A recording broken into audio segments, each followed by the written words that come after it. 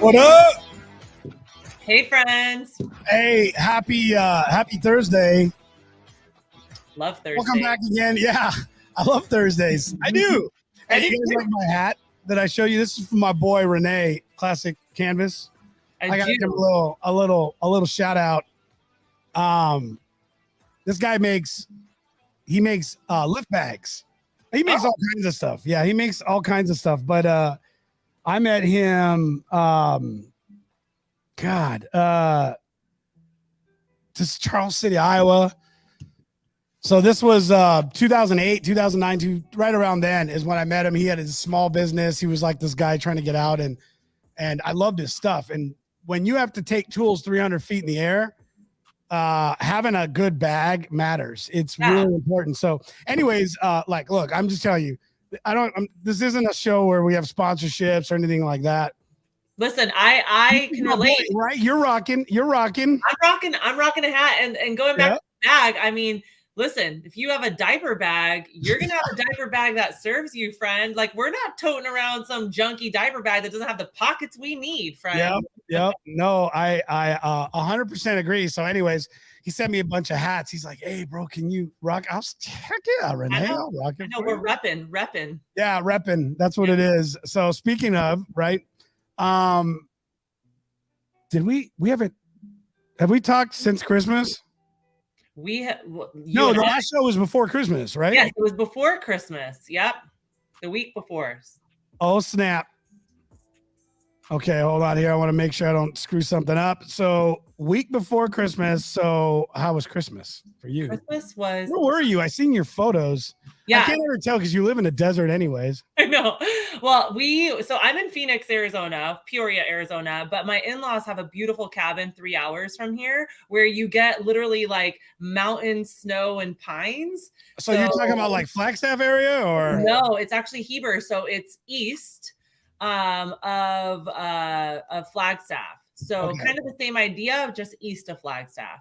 Got it. Okay, so it looked really nice. Oh, it's amazing. I had another buddy of mine here from this part, and just so we're clear, it was 76 degrees on Christmas.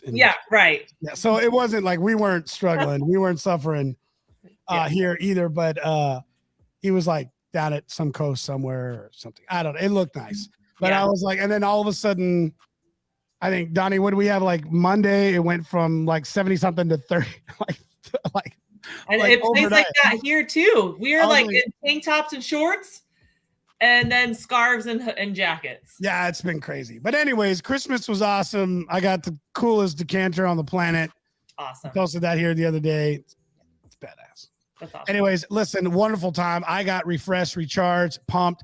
And I don't know about you, Krista, but I've been spending a lot of time realizing two major things. Tell me. Okay? So the first thing was, number one, there is significance in ending and creating a new beginning. Yeah. Right?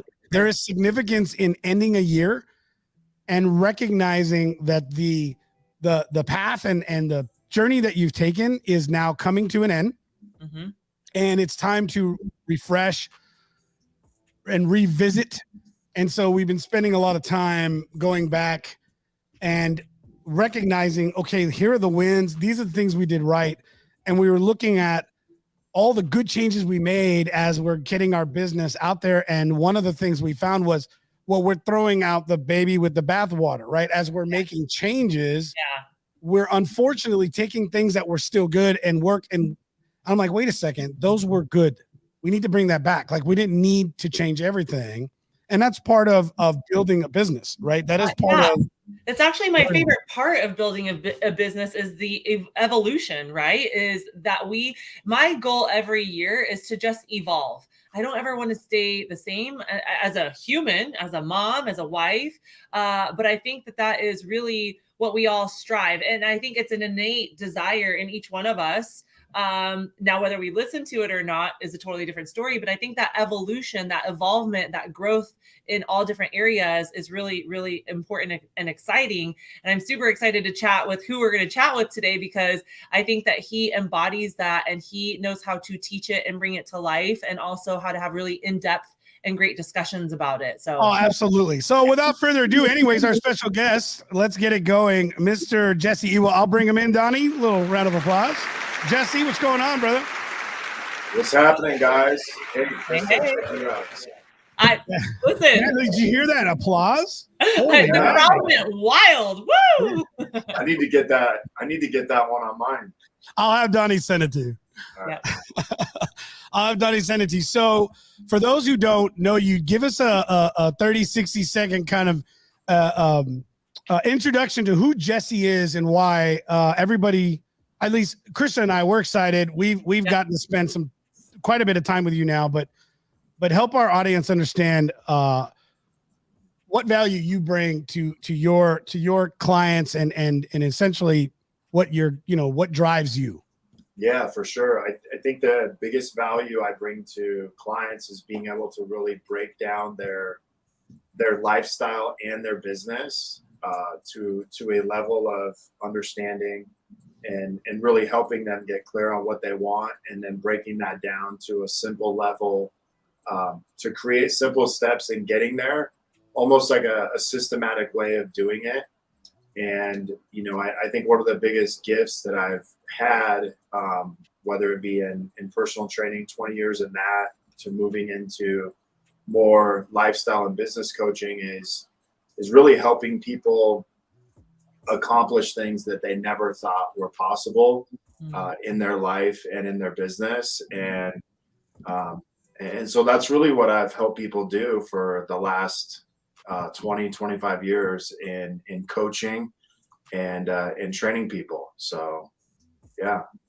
Awesome. So what we wanted to do today, and we're really happy that you said yes to. So really, this is going to be a lot of your opportunity just to kind of go through and share with what I know you do with your clients. But goal setting is such a big thing. And of course, so many of us do this, and we get to a point where we're not accomplishing it, or we're failing at it. And everybody is always talking about the secrets to it. And I even put that into the title, because I do believe that what you share is not just from your own experience, but years and years of coaching and training people in areas that I personally believe have the highest level of failure rate. Right? Fitness, mindset, habits, money.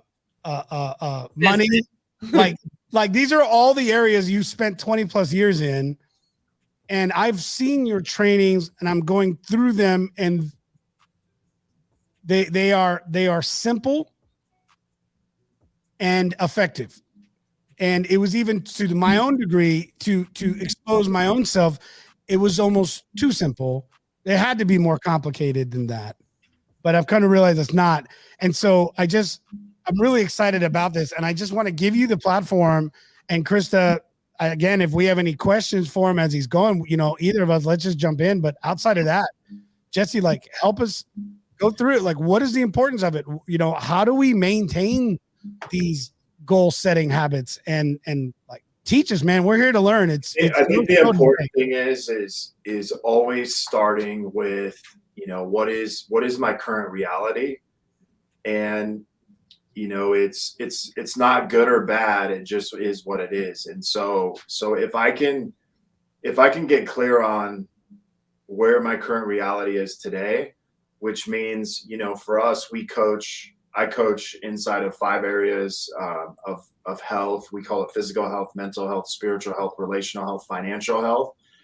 Is my starting point is what my current reality is. And so I always tell people, is imagine if you're taking a trip or a destination, and you lie about what your current reality is. Well, it's almost like lying about where you're wanting to go. So if my goal was to go from LA to Mexico, my current reality is I might be in LA, or that's where I'm planning on taking off from. But if I lie about what my current reality is, then I'm actually taking off from possibly a different city, which means my destination is not going to be the same. And so Well, what Jesse, I yeah, think what, and here's, as I hear you saying this, I think sometimes we are in such a dark place with our current reality. I love that you're bringing this part up, because our destination might be going from LA to Denver, Colorado, right?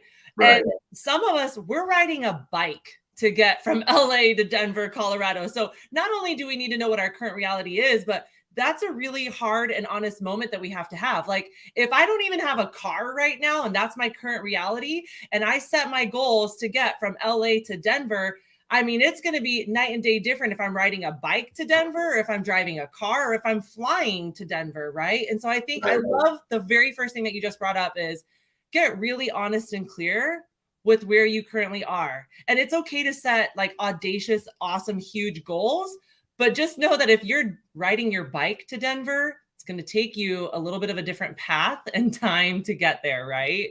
Yeah, for sure. Well, and I think what we can, if we're clear on where our current reality is, then we can get clear on how to get to the destination. And so the mistake I see people make is they're not clear about what their current reality is, or they're not telling the truth about where it is.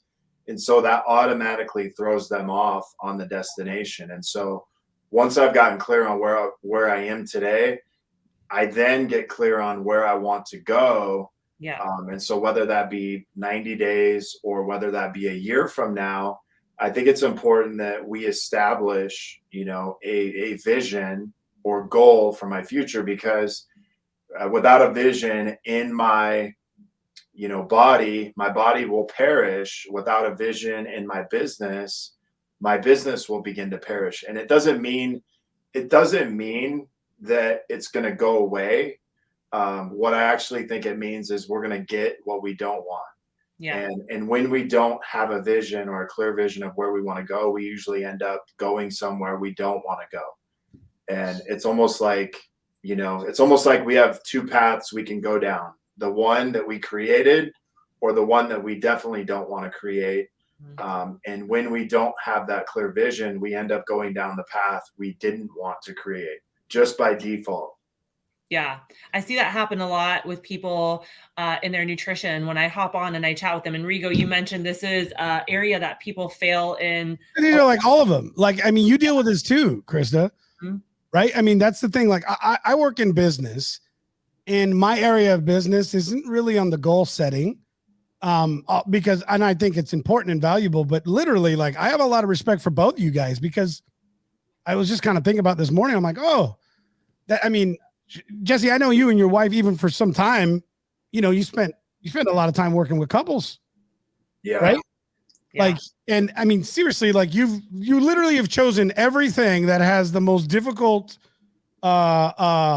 failure rate, the highest failure rate, the most difficult, interaction. And it's like, people, my God, I think gyms survive purely on the amount of people that don't show up. I mean, because I look at some of these gyms, I'm like, there's no way they're surviving with the 20 people here working out. There has to be like 200 other people that bought a membership and will never show up. Yeah. Well, remember, a gym is, if you think about your cheapest bill every month, if a gym's $29, $39, $49 a month, you're not even going to think about it, because you have, 20 or 30 other bills that precede that. So the whole goal with that is to get a membership low enough to where you're not even going to pay attention to it. You forget about it. And so one of the things that I was going to say is that a lot of times when I hop on, calls with my clients and I ask them what they want, one of the things that we uncover, Jessie, is exactly what you say. A lot of times I think people think that setting boundaries and having goals is going to handcuff them. It's going to take away their freedom. It's going to take away their spontaneity. And what they don't understand is that having goals or having boundaries in your nutrition and goals in your nutrition or your lifestyle or your relationships actually creates the freedom that you want. And so in not allowing yourselves to put those standards into place, you're actually creating what you don't want, which is a lack of freedom, a lack of success, a lack of progression and forward movement, because you're afraid that that's what goal setting and having a clear vision is going to take away from you. And Right. so I do feel like that's one of the reasons why people have such a bad attitude about New Year's resolutions and goal setting, is they feel like it's going to handcuff them and not give them the freedom that they want. But all three of us know that in creating those things, we actually give ourselves what we want. I was just talking to a friend and colleague right before this. I said, look, I'm not getting this from cars, although if you have kids, you've seen it, but everybody knows this. I grew up in the desert, and I used to race my pickup little pre-runner in the desert all the time. And you knew this, if you wanted to turn right, you had to turn left. Like you had to, in order to drip right, and that's what you had to do. And it's funny because, I was here late last night as I'm trying to get some stuff done. It's the end of the year, small business, and I'm mad at myself, Jessie, because I said I wasn't going to do this anymore. Sorry, my video decided it's time to take a crap. So I know, Donnie, it's Donnie's fault. Damn it, Donnie. Damn it, Donnie, what the hell did you do? But I told him, I said, I'm here late last night. I don't want to do this. I've refocused that habit to get back home, to get sleep, to get rest, to get mental rest, physical rest, all of these things. And I'm like, and I did it again. And I'm mad at myself because I really didn't accomplish anything in comparison to the time I spent staying in the office way too late. And it's like, we think that we have to work harder or work more to get more work done, when in fact, we're doing just the opposite.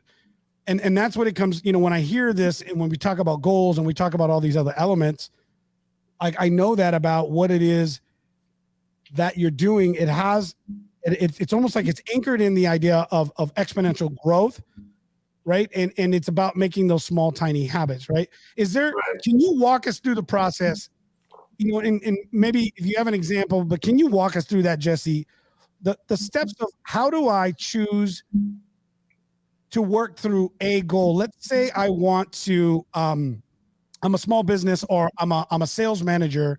I'm running a department and I want to hit $1 million sales objective. Right. So let's talk about that. How do we go through that process? How do we make sure that this isn't just a goal there? And then of course, I really do want to talk about more on the personal, but just for a moment, let's walk through. So let me just say this. So most people look at, when they set a goal, they look at everything they have to give up in order to make it happen. So if I was wanting to lose 20 pounds, first thing I'm going to think about is I got to give up sugar. I got to give up all these things, instead of, thinking about it in a different way. And so the other way is what do I gain, or what do I add to help me get there? But if I'm looking at $1 million, most people stare at the money. I got to make $1 million, versus breaking down that, hey, in order for me to make $1 million, I have to make $83,000, $333 a month to be able to hit that. Now, with that being said, I need to really break it down month by month. And so I need to know that, hey, in month one, I need to make $83,333. So I need to know how many leads I need to get. I need to know how many sales calls I need to be on. I need to know my closing percentage, and I need to know on a week-to-week basis exactly what I need to do that. And so I would break it down into, roughly I need to do about $21,000 every single week, which if I'm working 5 days a week, that means that I need to do roughly about $4,000 a day in revenue in order to hit that $20,000 a week. Now, let's just say my average ticket for my client was $4,000. That means I need to sign on roughly, 5 clients a week. And so over the course of a month, I need roughly a little less than 20 new clients, around 18 new clients a month, maybe a little bit less. I think it's 17 clients a month to be able to hit that. So it's really about reverse engineering. Once I know the goal for the year, it's about breaking it down into 90 days. And then it's about breaking it down into 30 days, and then a week by week and day by day basis. So instead of focusing on the $1 million, I'm really just focused on what do I got to do today to make sure that I get there. And that's, closing one sale today, or maybe it's getting 5 leads today, or maybe it's setting up 3 sales calls, because I know exactly the system on how to do that. And that's where I see most people screw up, is they just focus on, man, I got to make $1 million, but they don't focus on the one step that they got to take today. And they're too busy staring at the top of the mountain or the goal of where they want to go. They miss out on step 1 and step 2 and what they have to do today to make sure that they do that.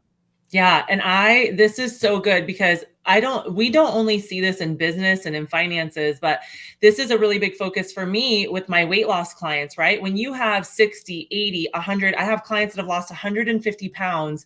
When you have that type of goal hanging over your head, it's really easy to get hyper focused on the 150, the 80, the 65.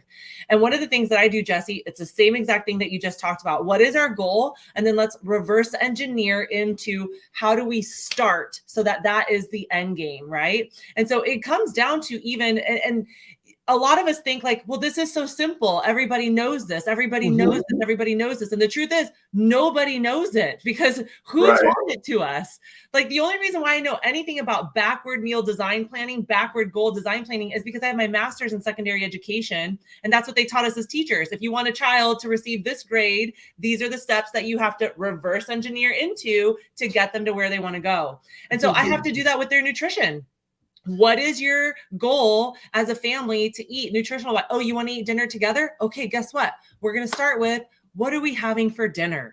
And then what's your next most important meal? Oh, lunch, because you work out after lunch? Great. What are we having for lunch? Oh, coffee's a non-negotiable. Let's plug that in too, right? And we're just not taught to think in the action steps. We're taught to think in the big picture, and the big picture sabotages the crap out of us every year. It's why when we get to February, we throw our hands in the air and we're like, nope, can't do it. I didn't achieve 65 pounds in 30 days. I'm out. Right? Well, 65 in 30 days. Holy crap. Hey, those are expectations, y'all. I see them. Yeah, well, I'm going to tell you right there. That's another thing, right?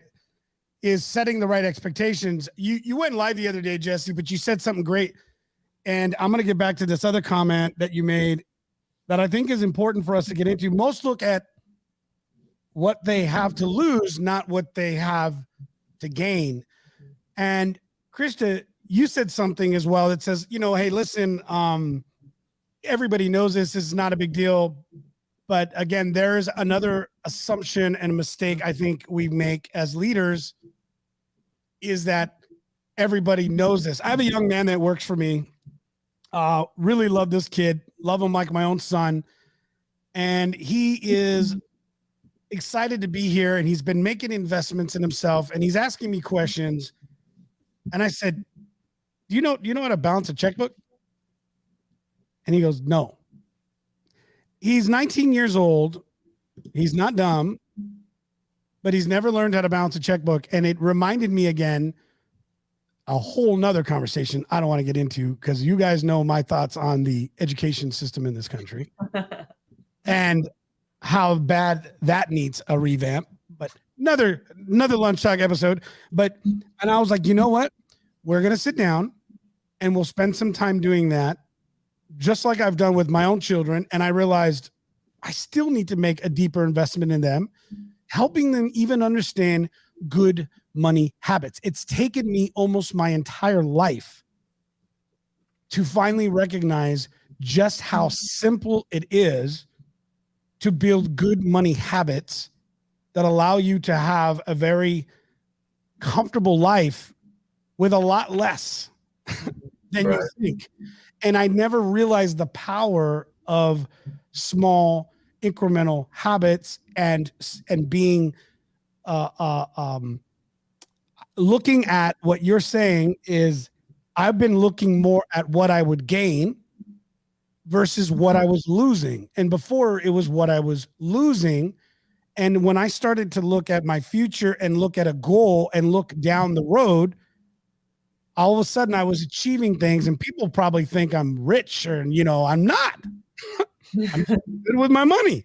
Yeah. And I just learned that, right? Like our business does well, but we're just a normal business. We have our own struggles like anybody else. Like we're getting through it, but we're good with our money. And on this live, you said, but you're not setting your goals big enough. Help me understand that, because how does that help me? Like, how do I know the balance, Jesse? How do I know how big it needs to be where it's so unreachable that you give up because you're like, see, I knew I'd never get to it. I said I'd lose 65 pounds in 30 days. I'm never going to get to. That's ridiculous, Krista, but. Right. But I think the biggest thing is we have, you know, say I have 3 levels of goals that I might set. I have one that it doesn't really get me to change much.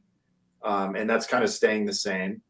Then there's a middle one that, hey, here's what's possible. You know, and then there's what's impossible or is impossible today. And so that means that who I am today could not accomplish, you know, this goal. That middle piece is who I am today. I could accomplish this. I wouldn't really have to change much. So when it comes to setting goals, we want to set goals that are impossible, which means, hey, who I am today could not pull this off. But in the next 90 days, these are the changes that I would have to make in my behavior. So even though it's impossible, I still see that I have to make these changes in my behaviors and who I am as a person in order to achieve this. And so those are the goals that I want to focus on. Again, you know, if you said, okay, I want to lose 65 pounds in the next 90 days, is that a possible goal with who you are today? No. Is it an impossible goal? Yes. Is it a smart goal and a healthy goal? I would probably say, you know what? Depending on how overweight you are, if you only have 65 pounds to lose, then I would say it's probably not a smart goal. But if you had 100 pounds to lose, it's definitely something that you could do. Absolutely. And so, I think too, Jesse, if you know, there's that saying, if you shoot for the stars, you land in the clouds, right? So it is having and understanding what those layers look like and what that level of commitment is going to take. And I mean, if I land in clouds, I mean, cloud 9 is one of my favorites, right? So I'm not going to be disappointed if I send me an invite, by the way, the next time. Yes. You're in cloud 9. Can you do me a favor? Can you hook the homie up? I will. Be like, yo, Rigo. I'm shooting to cloud 9 right now. You want to come? Well, Jesse has had the pleasure of joining Cloud 9 because this year has been an incredible year for my business. And a lot of that it has been. Yeah, a lot of that was Jesse's influence and what I learned in his program and with his guidance. And so, we rocked Cloud 9 a few times. That's right. And we were up there yesterday. I love it. I love it. I was telling you this here on Monday's broadcast on the ATF show. I was like, 38. We had 38 episodes of the ATF show this year. Yeah. And this is episode 25. Yeah. 25. But it was cool to watch the evolution of your show from, you know, it was like what'd you call it? No. Go ahead. Tell everybody what you called it the other day. You look like a hillbilly out on your porch to all of a sudden it turned into like an actual sophisticated show. But dude, what's cool is, so like, here's the one thing that we have to remember is number one, we got to make our habits fun. Yeah. But we have to make the results fun, because if the results aren't fun and maybe the habits aren't fun, but people will say things like, dude, that seems really boring, or I get bored with that. I'm like, well, listen, do you get bored with results? Because watching the evolution of what you've just done in your show and even watching it here is, dude, you get to smile and have fun looking back at, man, this is who Rigo was, you know, 39 episodes ago. He was a freaking hillbilly on his porch in Kansas, you know, just blabbing his mouth for 2 hours, and then it turned. That was only like the second show is really long, but we had a couple bottles of wine. I went to a major production, and then it actually gave birth to this show. Yeah, that you have now. And what's cool is to be able to watch that take place, and you get to look back and be like, man, look at Donnie Yeah. You know, Yeah. he was holding the camera, or not even holding the camera. He was probably holding your drink. Yeah, he was. Now this is a major production. Donnie's rolling right now, by the way, over there. But you're right. Like, you're right, Jesse. You're right. And you said something, bored with results. And you know what? Let's use that as an example, and we'll keep kind of going back, because I think, Krista, what you do is really important. Your growth this year has been really important. For me, on a personal level, and I recognize this in 2021, I thought I set goals. I think I did. But it has been so fast. We have had to change so many times. I know my clients have probably like, dude, and some of them are so sweet. They explain me to the market better than I explain myself. And they're so awesome about it. They're so like the people we work with, they are so great to us, because they're like, we're watching you grow and we're watching how you're helping us. And we can tell that you're authentic. And that means the world to us, because I really am. I don't know what it's going to look like tomorrow. We've just changed our whole program to stop trying to do things in a longer term and actually shorten it down, thanks to a lot of advice from you, Jesse. But why are we doing that? Because I can only manage right now in quarters. And I want to get into that, because one of the things that I have found that may be a mistake for people in a growth place, in a growth position, is possibly this. And I'd like you to kind of comment on it. And Chris, I'd like your opinion too. Yeah. When you're dealing with a crisis, a life crisis, if anybody's been to any counseling or therapy for their family, for their marriage, for their life, in any place, you learn one major thing. And that is, sometimes you just need to get through that minute or that hour, instead of trying to focus on how you're going to, we talked about this the other day, Krista, eat the elephant. Yeah. Right. We need to be able to just focus on the smaller task at hand. And I've realized that, is there power in recognizing that maybe my 2022 goal needs to be my Q1 2022 goal? Yeah, I think the biggest thing, man, is you need to look at this as like, hey, I have a 2022 goal, I have a Q1 goal, and then I have a 30-day goal, and then now I have a weekly goal. And then I have a daily goal, and the only thing I need to focus on is the daily goal, because if I can just do that every single day, that gets me to the week. Yeah. If I can focus on the week, it gets me to the month. If I can focus on the month and really just focus in on like, what is the one step I have to make today? And the thing that I see people do is they don't know what it's going to take to get to their goal. So they just set a goal, and all they do is look at the goal, and then they don't break it down or reverse engineer it into a system.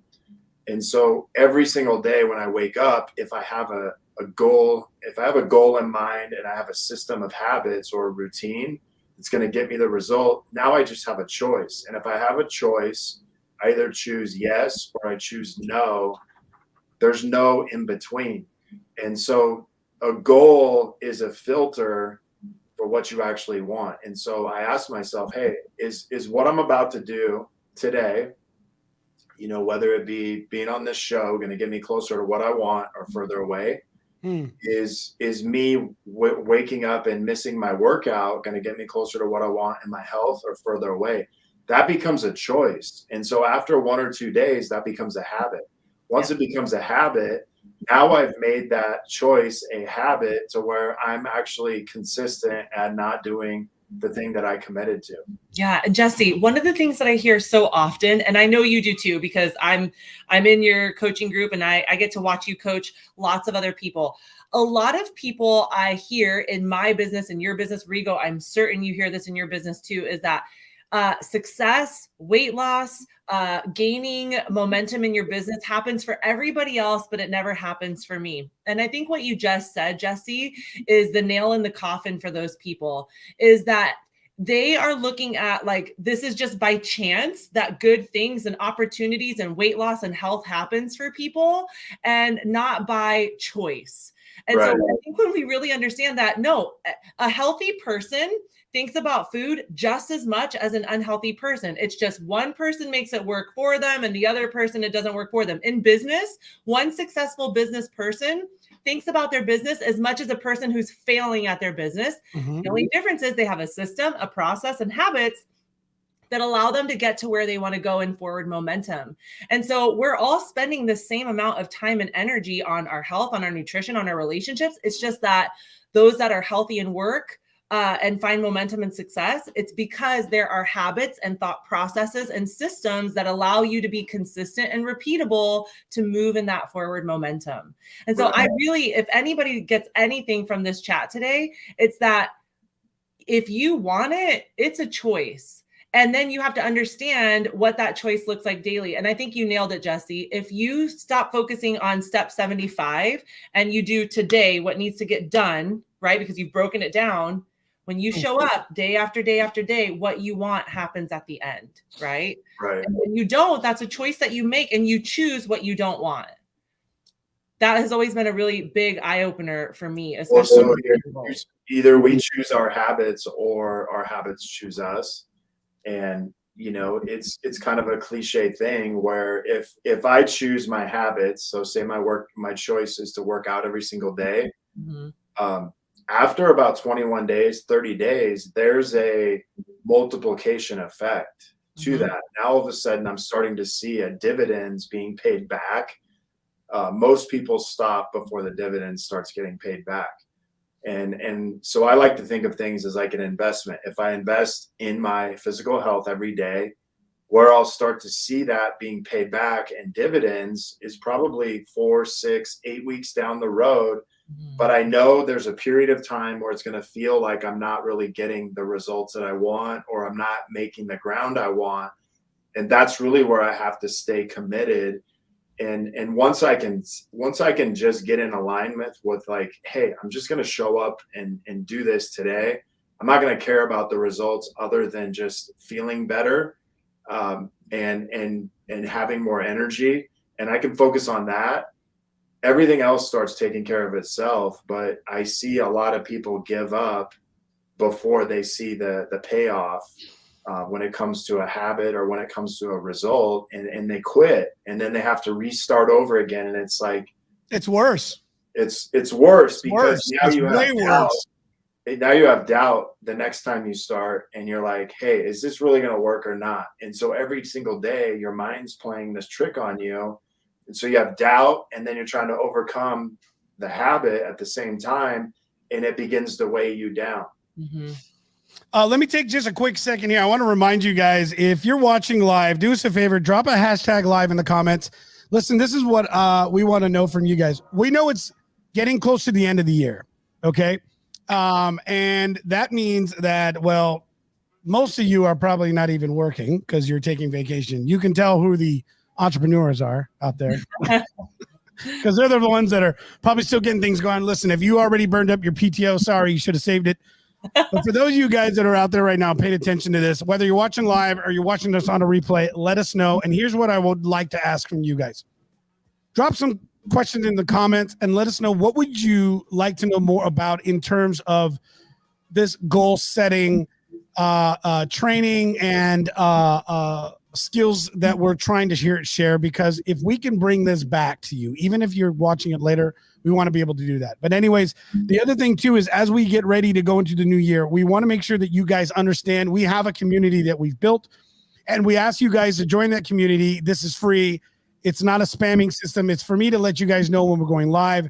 And all we ask you to do is drop a hashtag lunch to 316-799-8052, 316-799-8052. That way we can notify you, and you can sign up for whatever you want to know. But essentially, this is just whenever we have free material or stuff from our guests that they're going to give away, and we'll get you notified of it, or when we're going to have a program go live and we have guests coming out. That's it. It's really that simple. I promise you it's nothing more than that. I do it just to make my life easier. So anyways, with that said, I want to get back to the conversation and get in this a little deeper with Jessie and Krista. But You talked about being bored with results. I'd like to go back to that again, because what I want to try to help explain again is Krista, you're right. How many people are we assuming know some things that we consider very, very basic that are not? Okay, so reverse engineering seems really simple, and it is if we apply it, right? It's I don't think it's that hard for anybody to understand. If I want to lose 20 pounds, then what do I have to do every day to get myself there in the period of time that I want? It's really that simple. We just went through this exercise here with my team because I realized I've never actually shown them how to evaluate the amount of hours we're investing in the construction world. In project management, we called it TACT, TAKT, and it is a process of measuring your tact. And I would build a project management tool that would allow me to understand how many X's I needed to complete, right, in order to solve for Y. And every day that I would go further through my goal, the less and less available time I had. And if I was falling behind, in order to reach my goal by a time, I was able to understand how much more I needed to invest in. But when we're looking at two different types of goals, and here's what I'd like your help in understanding. If I'm looking at a sales goal, if I'm looking at a business goal, I think sometimes it's easier for us to say, well, I'm not going to get it. I'm just going to change the number. $1 million was my goal. I'm not going to get it. So I'm just going to set it to $500,000. And then in our personal goals, I think, unfortunately, we just give up, right? We're just not going to get there. So you know what we do? We just kind of fade out. We make some excuses. We tell ourselves some stories. In this process, is the recipe essentially going to be the same in terms of, like, how do we make sure that these become goals that are achievable, even if we have days of failure? So in a tact visit, like when we were running and building projects, I would have to understand that I have to invest more time. I'd have to bring in help because the dates weren't movable. Okay. So in our personal life, how do we approach that if we don't have more resource to put in, if we don't have more energy or more time, and we're falling behind in that goal? How do we make sure that this becomes habit and it becomes something that is achievable for us? So that was a long second question, and then the first part was that being bored with results. I really want you to explain that to me a little bit more too. Well, so a lot of people talk about being bored with habits that they might be doing. My point is most people, when they're getting the results they want, they're not bored with them. And so the only way you really become bored with a habit is when you don't know where that habit is actually taking you as a result.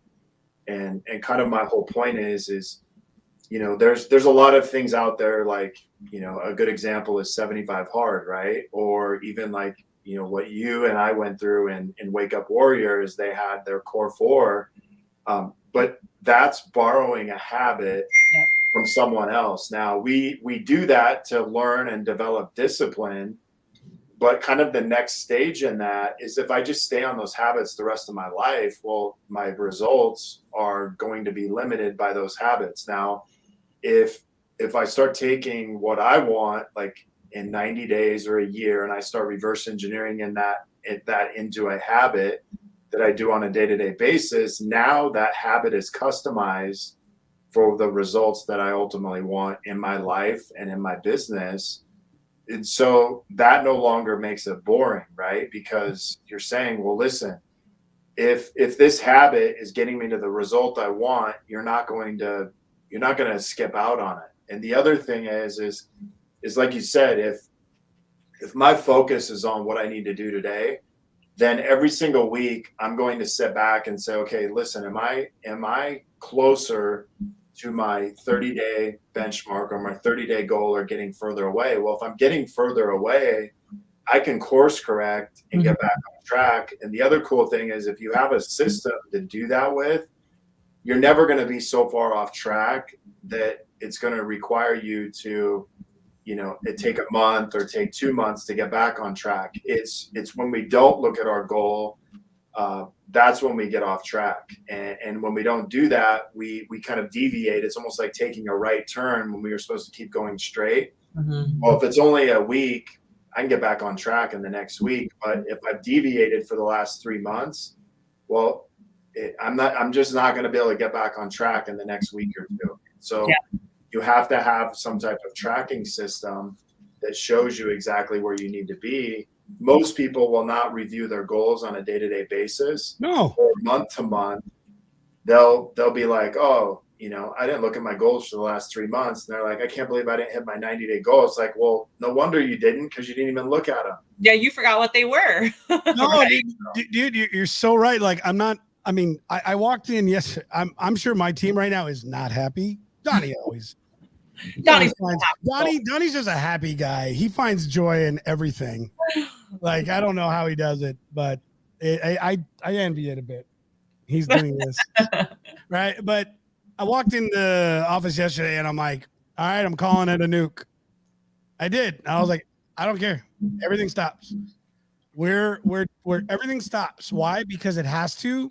Because I can't believe in all the years that I have run projects very successfully, I have never implemented that in a simple day-to-day methodology here. And you guys are going to love this because, Jessie, you just said, like, we don't check every day. And you know what? When you're running a project that's $500 million and there's 180 people on site and you've got a lot of things going on, let me tell you what you do every day. That's exactly what you're doing every single day. Yep. You're checking every step in progress and you're seeing who's ahead, who's behind, what resources you need, because you don't ever want to be left down the road and not understanding it. And I think that's the key right there. You talk about you need a system. Can you give some examples of, for people watching and listening right now, what are some good things they can do from a system or orientation side that would help them achieve these goals and have some permanent success? Sure. Well, I think you need to have a weekly check-in on your goals. So like, hey, every Saturday or Sunday, you do a review of like, hey, did I get closer to my goal this week? Further away? Am I off track or on track? If I'm off track, what do I need to do to course correct and get back on track? If I'm on track, what do I need to continue to do to stay there? I think at the end of, every 30 days, you kind of go through the same thing. The thing that I've found out is you could be off track in 30 days, you could be off track in 60 days, but as long as you're checking it every single week, every single 30 and 60 days, you can still hit your 90-day goal. And so you don't necessarily have to hit the benchmarks, but you need to be checking in on them every week, every month, because then you won't get so far off track that you won't hit it. And I've even done it myself where I haven't hit a benchmark at 30 days or 60 days, and I still hit the end result that I wanted. Because a lot of times, like, we don't know exactly. Yes, we could say, okay, I'm going to reverse engineer it to exactly this, but it doesn't always work that exact same way. But what I've found is if I stay committed to the results I want, I'll get them one way or another. And that's an important thing. And I could think about 2017. I flew down to Southern California today, which would have been tomorrow, New Year's Eve. And I went to my mentor at the time, which was Garrett White. And I said, he sat me down in a meeting and said, and we had to have a talk. And he's like, look, are you going to coach this year or not? And I said, well, I feel like I got to talk to you about what that looks like. I flew a plane down the next day, which was New Year's Eve. And I said, I'm going to sell both my gyms and my house and move here by June of like 2018. And he's like, okay, I made a commitment to do it. Now, I didn't know how the hell I was going to do it. I just made a commitment for about the next 3 months. I did nothing other than think about every way it couldn't happen. And then I put my gym on the market like a month later. I got an offer immediately on it, full price. And we went all the way to like 2 days before it was supposed to close. Come to find out, the guy's wife got rectal cancer. And he's like, I can still buy it, but he's like, I'm not going to be able to do anything with it for probably 6 months. And I'm like, dude, you need to focus on your wife. And at that time I was like, you know what? My manager is the one who's supposed to buy this. And I went to him and I went to my broker and I said, hey, how do we make this a win-win so that he buys this and he can take this over? Because it's really worth more to him. Well, we upped the price in the gym. I carried the loan. I carried like 10% of the loan. We made it work. And at that time, my house wasn't even sold. This was like the end of May.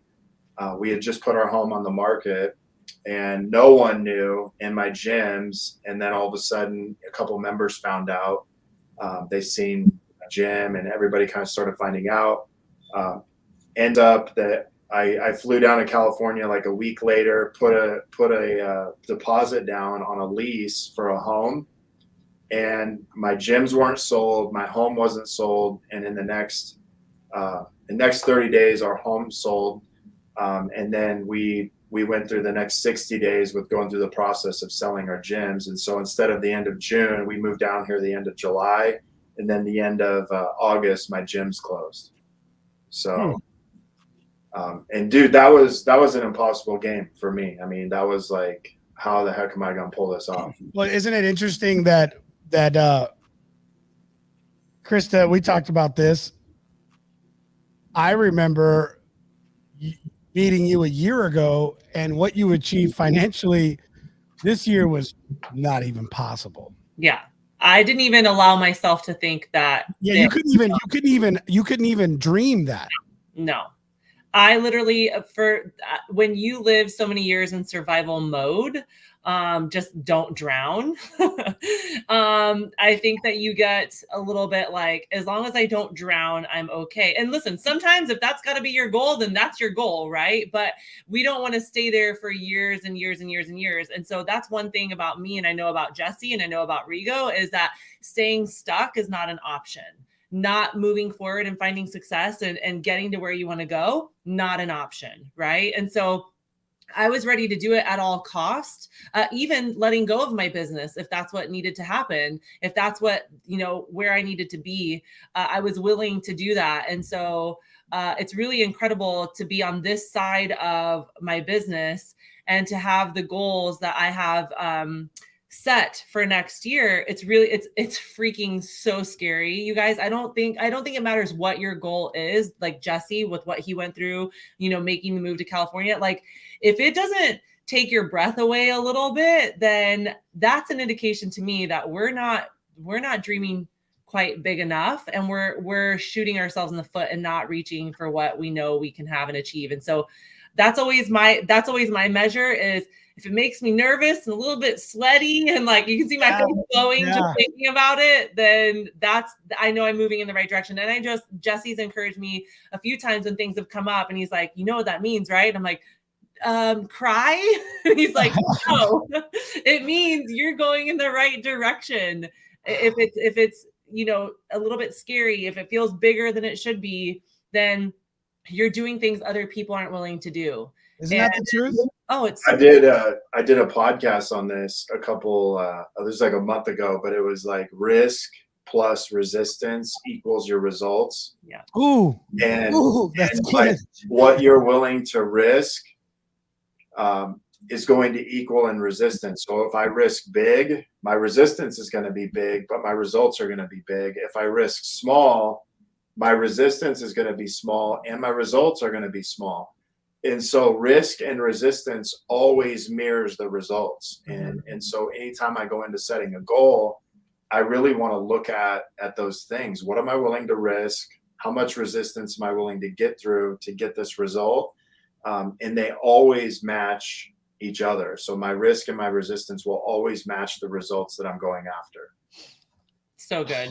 You know what's crazy is it always happens on this damn show. It does. Like the last 10 minutes, all of a sudden, like I'm like, oh, that. Because you know what? You know what I'm hearing here is, look, all three of us have our stories. I mean, I'm in Wichita, Kansas. Very few people even understand. I just got up and moved here.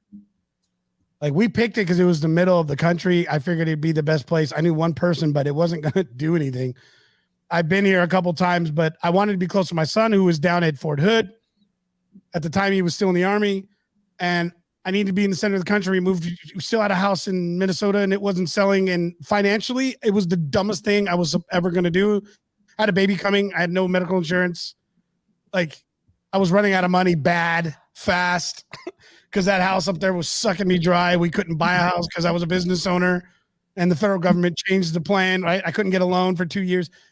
We've all got these stories. Krista, you said failure's not an option. I said this to the team yesterday. I will shut this all down and reset the whole thing to make sure we do it right, because we owe it to not ourselves, but we owe it to those we're serving. Right. And as much as I don't want to lose any client, we're here to serve. We're here to provide value. I am not here to take people's money. I'm here to help people change their life, because in helping them, it helps me. This is how my life changes. That's what my purpose is, right? And this is why we're doing this. It's not just about our business, but if we have to restart, we will do that. And you're right, failure is not an option. Listening to this conversation, not allowing ourselves to dream, not allowing ourselves to really create vision, I think has a lot to do with us becoming bored in results, because the reality is first off, we can't even imagine it.